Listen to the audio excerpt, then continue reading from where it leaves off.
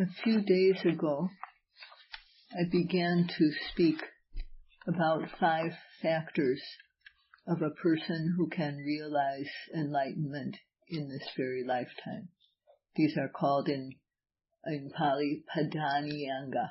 The first quality is faith. A person should have faith in the enlightenment of the Buddha. And for Buddhists, this is very easy. But if we don't have that type of faith, at least we should have faith that when we do a good action, or when we speak, act, or plan things with good intention, these will bring good results. And when we act or speak or plan things with bad intentions, these will bring bad results. With this minimum of faith in the law of karma, one can practice effectively. And the second factor is that one needs to have health. One's health should be good enough.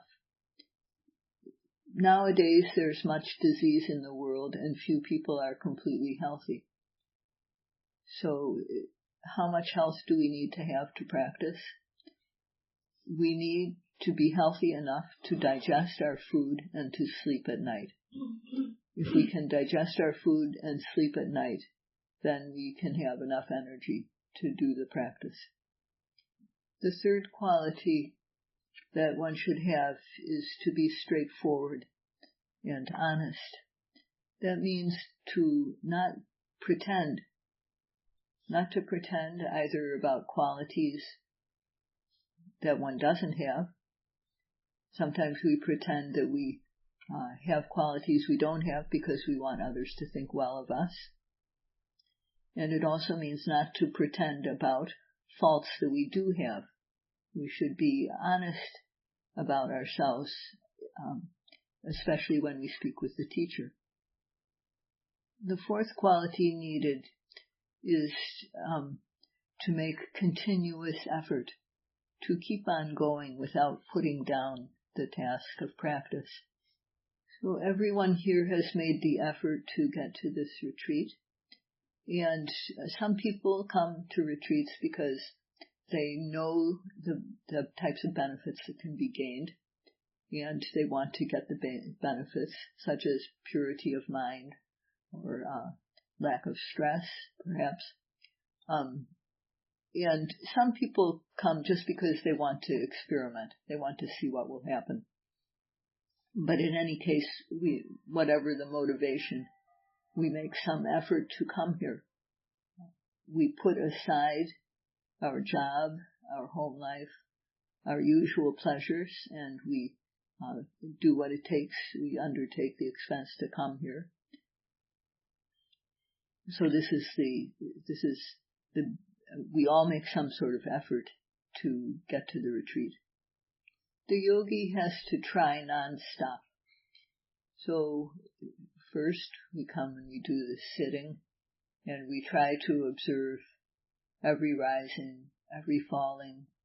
We apply effort to observe the object, and we try to perfect our aim so that we can observe precisely. So with each object that arises during the sitting, we try to observe it, whatever arises, starting with the main object. And then, in walking, the effort continues. The yogi tries to observe the movement of each leg as it makes one step after another, observing left step, right step, or lifting, placing, lifting, moving, and placing. And then all the other activities that the yogi does too must be observed.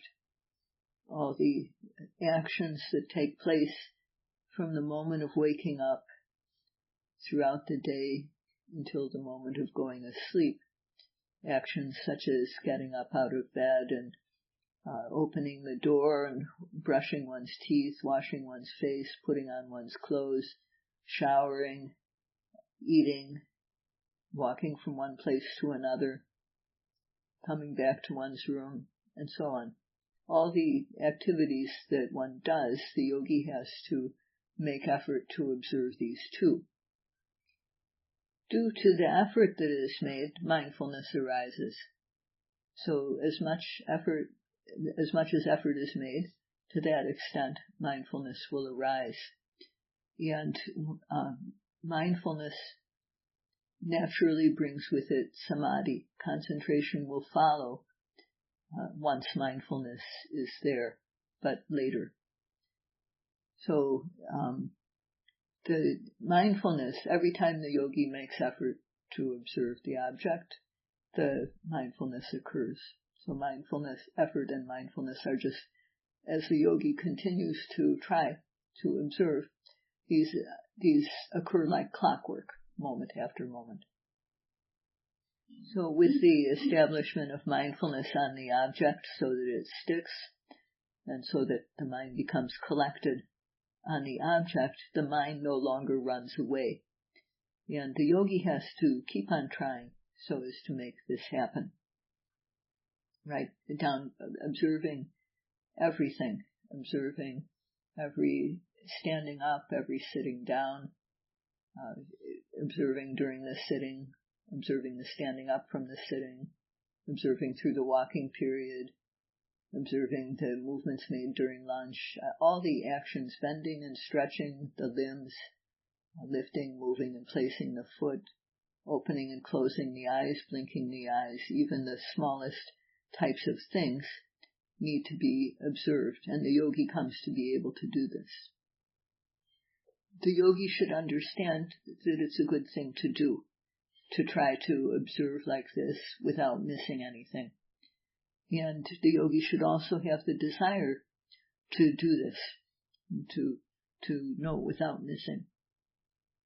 Whatever we do, we should understand that effort results from having faith in the benefits of doing the action and desire to realize those benefits.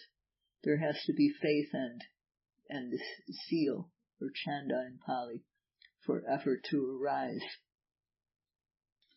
Effort brings with it eventually the courage to face difficulties. So effort is very important. And the yogi starts out applying effort to observe the arising object according to the instructions. After learning the instructions, we just try to put them into practice. So although we've started practicing and we understand the method, we're applying it, laziness arises when we haven't yet seen the desired results. We're practicing because we want to gain the benefits, but at first we don't gain the results yet. And at that time, laziness can come in. The mind can back off. It doesn't want to meditate anymore. It doesn't want to note. So what I've described so far is the first stage of effort, the initial effort. And we should understand that there's three stages to effort. So the initial stage, we start out, we learn the practice, we start out and we apply it. But then it gets to the point where the laziness comes in. So this is the time at which we need to make the second stage of effort arise. We need to boost our effort. We need to boost the momentum of our effort in order to overcome laziness. And this is called Nikama Dhatu, Nikkama Dhatu in Pali. The effort to boost up our energy in order to overcome the difficulties such as laziness. When the effort is boosted like this, then the noting can become continuous. That means that one moment occurs after another without a gap. And this makes the practice good. At this point, the yogi can feel quite satisfied. It's very satisfying when this happens. However, although it is satisfying, we should understand at this point that there are better things to come. So we can't let ourselves stop here. At this point, we need to increase the effort stage by stage until we reach the goal, that is, until we reach the true happiness that can arise from practice. And this stage of effort is called culminating effort, or in Pali, parakama dhatu, P-A-R-A-K-K-A-M-A dhatu. It is effort that increases stage by stage until it reaches the final goal. So all these three stages of effort should be developed. It's not enough just to know the method. One should practice it, apply it effectively until the benefits are realized. So this is the fourth factor of a person who can realize enlightenment in this life. The effort that is continually boosted through the three stages, from the initial stage boosted up to the second stage as appropriate, and then to the third stage and continued. The yogi should keep on going until they realize the end of the practice, which is true and extraordinary happiness. The last factor is to see the fast arising and passing away of the mental and physical phenomena that arise within us. When our effort has momentum, the defilements become distanced. Even before we gain knowledge, this stage is reached where the defilements are no longer making the mind cloudy. So at that stage, the mind becomes clear. And this clarity of mind is the factor of serene faith, or pasada sada, P-A-S-A-D-A, sada. And this type of serene faith can also arise just on hearing the Dhamma. But there's a further level, which is informed faith. When the yogi continues to practice, after having distanced the defilements, the yogi comes to see mind and matter, mental and physical phenomena, the way they really are, and comes to see how they are related as cause and effect. And this is the beginning of informed faith. It's called in Pali Okappana Sada, O-K-K-A-P-P-A-N-A, Sada. And it's also called faith with knowledge, because at this point the yogi has practiced and learned something by seeing my mind and matter and how they're related as cause and effect. So at this point the yogi is free of doubt about whether or not it is possible to gain special happiness through the practice. After discernment of mind and matter and understanding of how they are related as cause and effect, as the yogi continues to practice, she comes to see how objects arise and then pass away very quickly. At this point, the noting is continuous, and so therefore the observation is powerful.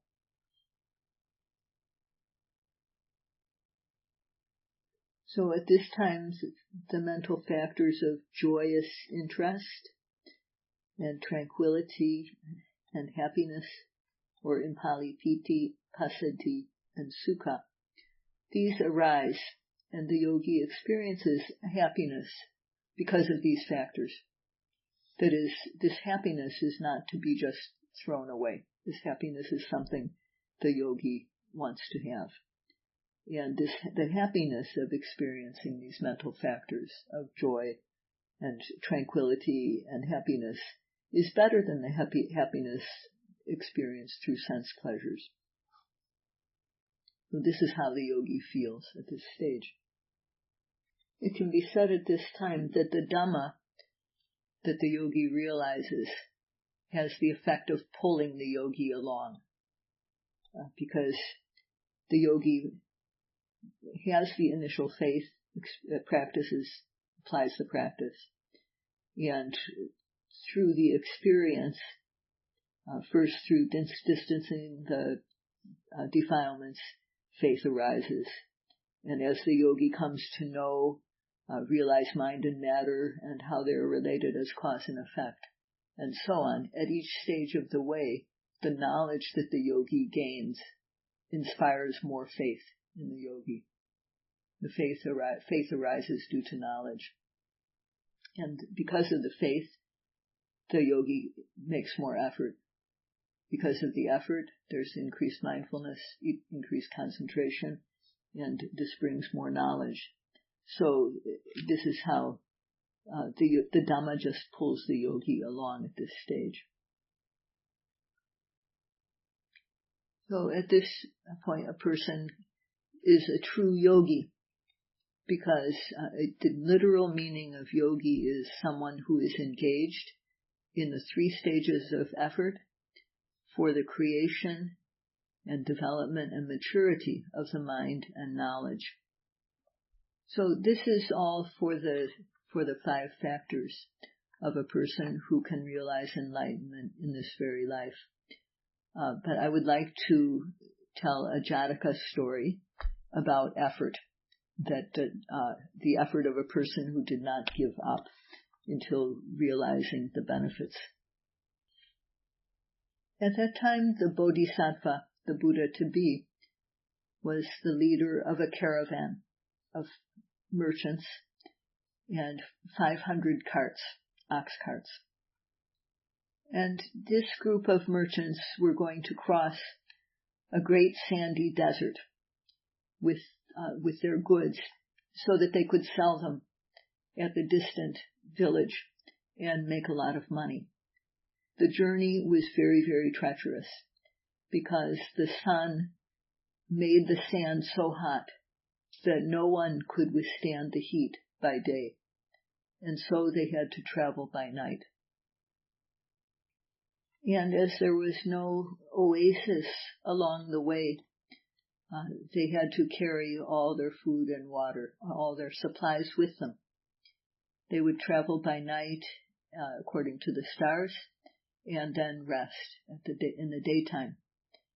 And they traveled in this way until they reached the place at which they had only one more night of travel left. So after they had spent the day resting, toward the evening they cooked their food and they bathed, and then as they had no more, they had only one night left of travel left, they threw out their remaining water and they cooked all the food that they had. They harnessed the carts and then they set off in the direction that the pilot indicated. The pilot was very tired because he had not been able to sleep well for many, many days throughout the journey, having to pilot the caravan. And he pointed out the direction and then he fell asleep. And he was unaware that the caravan had gotten turned around and was heading in the wrong direction.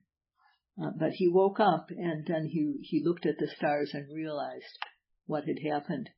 So he called out for all the men to stop the carts and turn around.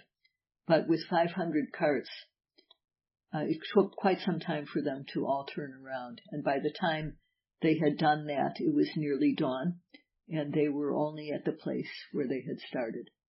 So all of the merchants were very discouraged, and they got down from their carts and unhitched the animals and went to sleep, rested under the shade of their carts. However, the Bodhisattva didn't go to sleep. The sun had not yet risen, so it was still cool enough to walk around. Then he walked around in the area until he came to a place where he saw a small clump of grass growing. So he knew that there must be water underneath there somewhere. So after the men had rested, he called to them to take the shovel and dig at that spot. He said, "Surely there's water below." So they dug, taking turns, and they went 60 feet down into the ground until they struck a rock and the shovel broke. And at that point, all were completely discouraged. The Bodhisattva climbed down into the hole, and he put his ear to the rock. He could hear that there was the sound of running water underneath. So he called out to a strong young man. He said, "My son, take this hammer and strike the rock here with all your might. If you don't, we're all doomed. So use every bit of strength that you have." The young man hit the rock with the hammer, and it broke into two. And it fell into the water that was running below. And water rushed up like a geyser. So then the men bathed and watered the animals. They cooked some of the rice and oil that they had intended to sell. They chopped up their spare axles to make the fire, because their firewood that they had carried had all been used the previous day. They ate, they fed the animals, they marked the area with a flag, and then they set off. And they were successful. They managed to, they made it to the village, the distant village. They sold everything, made quite a lot of money, and made it back safely home. So we can see some of the examples of faith and effort and faith in this. The effort of the Bodhisattva to try to find the way to safety, try to see how to solve the problem. He didn't give up. And also the effort of the young man to hit the rock as hard as he could.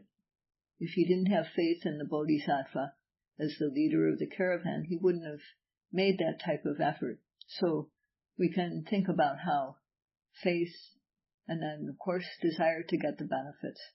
You're going to live. If you hit the rock really hard and you succeed in breaking it, then you get the benefit of living and not having to die in the desert. So we can see this as an example of effort that did not give up.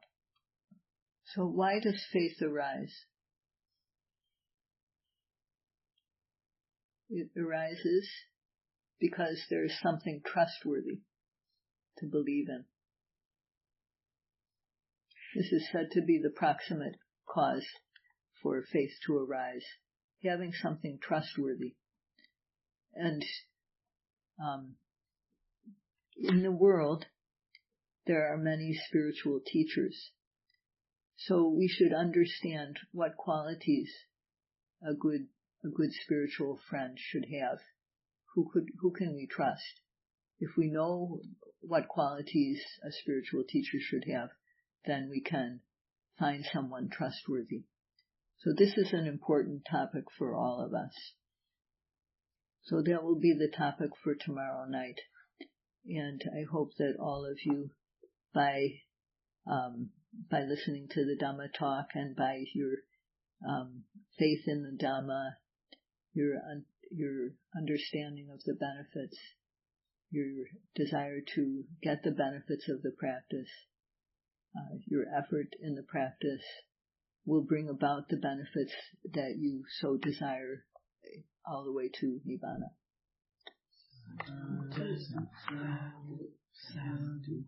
To say also, it will be a tape, because I have talked about this before and I have to go somewhere tomorrow. So I hope you won't be discouraged by that.